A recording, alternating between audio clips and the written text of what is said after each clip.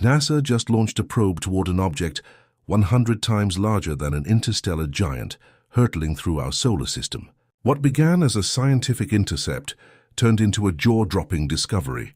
This wasn't just a rock. It moved, reacted, and left behind something impossible. What the probe found changed everything. The moment they decided to act, NASA's bold move. If you find stories like this fascinating, make sure to subscribe so you never miss the latest discoveries and missions. It started the way these things always do, quietly. A single point of light, moving just a little too fast, carved its path across 3 consecutive sky frames. What looked like a flicker became a flag. Astronomers flagged the anomaly from survey data pouring in from Pan-STARRS and the Vera Rubin Observatory, then passed it to NASA's Minor Planet Center. Within 36 hours, X-100 had a preliminary designation and a problem. The object was coming in fast, much faster than any asteroid in the catalog. Its trajectory was hyperbolic, on an open-ended path through the solar system like Oumuamua and Atlas before it. But this one wasn't a pebble. It was a mountain. Estimates based on reflected light and Doppler drift suggested something at least 100 times larger than Atlas, with a radius possibly exceeding 2 kilometers. That put it well beyond the observational comfort zone. "We've never had an object this big coming in this fast from outside the system," said Dr. Anaya Voss, head of NASA's Planetary Defense Coordination Office. It wasn't just an opportunity, it was a test. The decision node came within a week.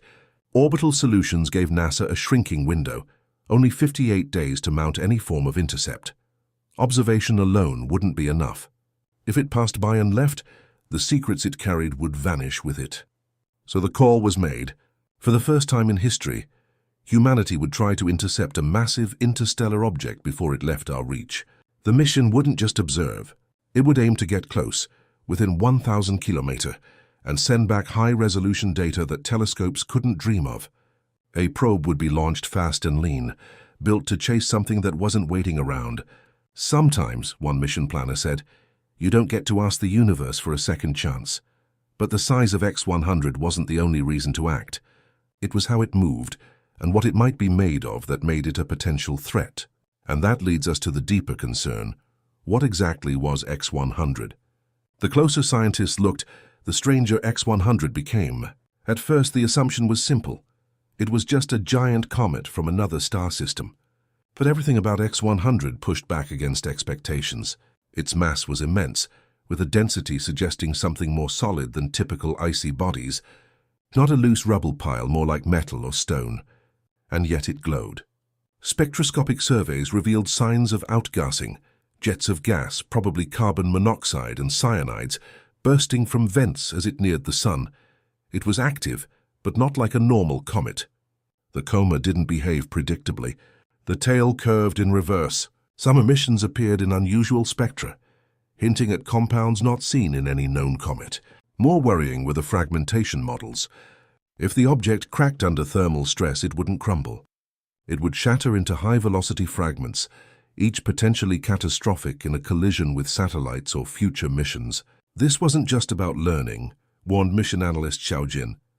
This was about preparing. If one of these gets captured by gravity in a future pass, we better understand what we're dealing with. And then there was its trajectory, a perfect inbound vector against the plane of the ecliptic. Retrograde odd, not just rare but statistically unnatural. Some theorized that X-100 was ejected from a failed star system, maybe even an ancient planetesimal tossed loose by a supernova. Others noted its acceleration profile, small but measurable, the same mysterious drift that made Oumuamua so famous. Was it natural? Possibly. Was it simple? Absolutely not. We're not saying it's artificial, one analyst said, but we can't say it's not either. And so the next move became even more urgent. If X-100 held secrets, it was time to go get them, which meant choosing how to intercept something that didn't want to stop. Reaching X-100 wouldn't be like chasing a moon or circling an asteroid. It was flying by at over 80 kilometers on a one-way escape trajectory. There would be no second pass, no orbital insertion, just one chance to intercept. NASA had only a few viable platforms ready to adapt. After heated internal debate, they greenlit a modified version of the Draco-class interceptor. Originally designed for planetary defense tests, It would launch on a Falcon Heavy stripped down for speed, carrying a compact spectrometer, high-resolution imagers, and a radiation-shielded data core. No sample return, just a flyby and a flood of data. The mission would need to leave Earth orbit within 29 days. That meant skipping traditional planning cycles. Engineers raced to reprogram the autonomous guidance systems, factoring in the object's high-speed trajectory and gravitational mechanics. To reach X-100, the probe would swing past the Moon for a gravity assist, then accelerate on a hyperbolic burn. Delta V was everything. The probe needed a precise velocity boost to match trajectories, not slow enough to fall behind, not fast enough to overshoot. That delicate thread of orbital timing was a knife's edge. Any deviation of just 0.1% in vector velocity could miss the intercept window by tens of thousands of kilometers. "We're threading a cosmic needle at 80,000 mass," said lead navigator Emma Kulich. "It's not a mission. It's a slingshot with one bullet." Communications would be limited to short bursts relayed through the deep space network with multi-minute lags. That meant the probe had to think for itself. It would switch to auto-intercept mode 48 hours before closest approach. No corrections allowed after that. Heat shielding had to be reinforced, not for re-entry but for solar flux. The trajectory would skim near perihelion, 0.42 astronomical units from the Sun, testing the limits of the probe's internal cooling systems. And if the mission failed, there was no backup. "The stars don't wait," Mission Director K.G. Thorne said. "Neither does X-100. The launch window opened on a narrow December morning. Weather was clear. Ground systems were green. At 0644 UTC, the Falcon Heavy ignited and carved a white arc into the stratosphere. In under 9 minutes, the payload was coasting in low Earth orbit. 3 burns later, it was gone, out of Earth's sphere of influence, already reaching speeds that would break orbit from Jupiter. Mid-course corrections began within hours. The probe's onboard star tracker and optical sensors began scanning for X-100's faint shimmer against the background stars. Telemetry from Earth guided its position for the first few days, but once it crossed the halfway mark, light lag became a wall. Instructions from Earth would take too long to arrive. It was time for the probe to decide on its own. Every 90 seconds it recalculated its trajectory.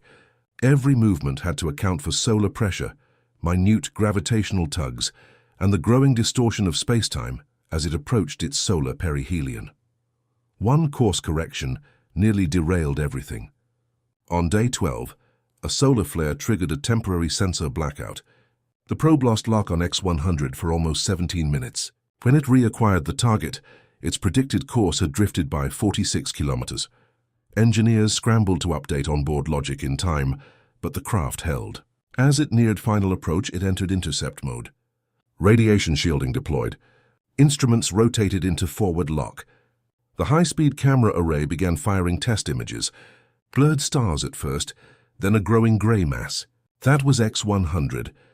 The probe adjusted one last time, correcting for an angle deviation caused by dust scattering ahead of the object. Everything was down to millisecond timing now. If it missed, it would miss forever. "Imagine throwing a needle across the Grand Canyon," Coolidge said, "and having it thread another in mid-air." In the final 72 hours, there was only one task: watch, scan, and wait. Because in the next few hours, humanity would meet an interstellar visitor face to face. It was nothing like what they'd pictured. X-100 didn't look like a comet, asteroid, or anything we've catalogued before. As the probe drew in during its final approach, cameras locked onto the object's irregular silhouette. Not spherical, but sharp, jagged, almost geometric. Its surface reflected light in uneven pulses, hinting at areas of extreme contrast.